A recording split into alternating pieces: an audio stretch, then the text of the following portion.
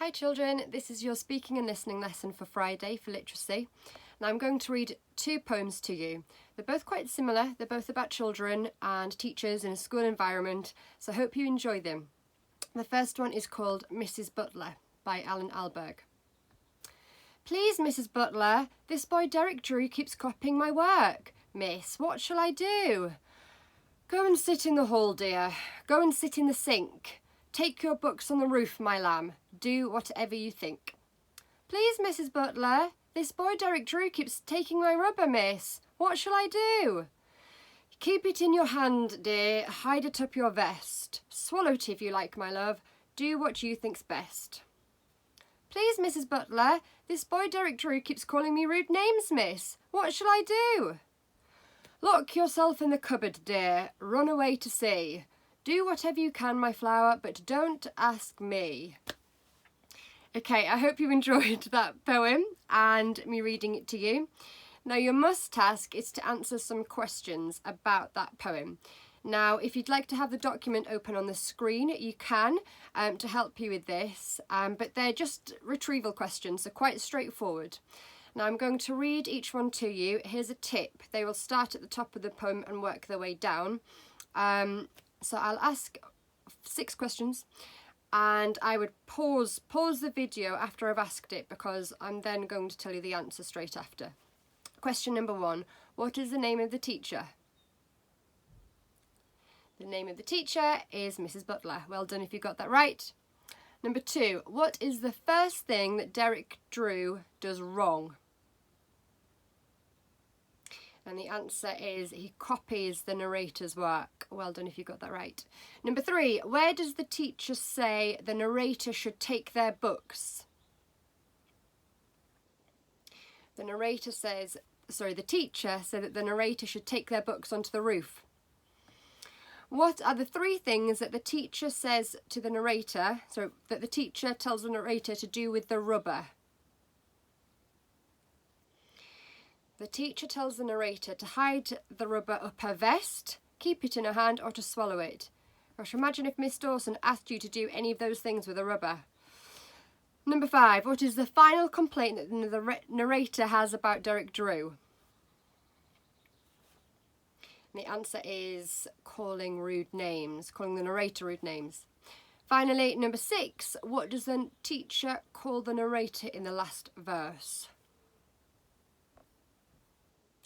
The teacher calls the narrator my flower. Now have a little think. How do you think the teacher was feeling through looking at my facial expressions and reactions and how the teacher replied to the child? Do you think they were maybe getting a bit bored, a bit frustrated? And again, how do you think the child was maybe feeling?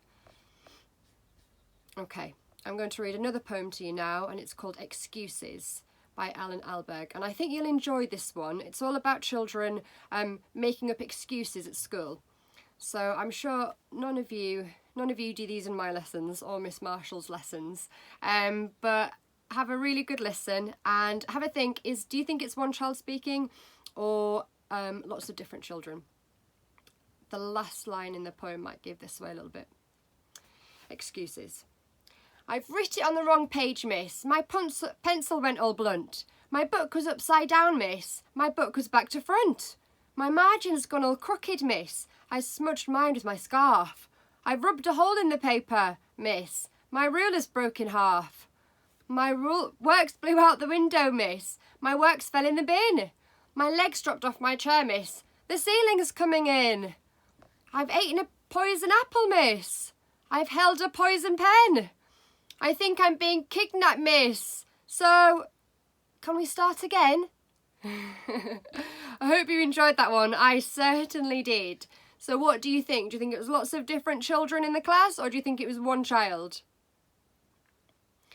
I think it was lots of different children with lots of different excuses.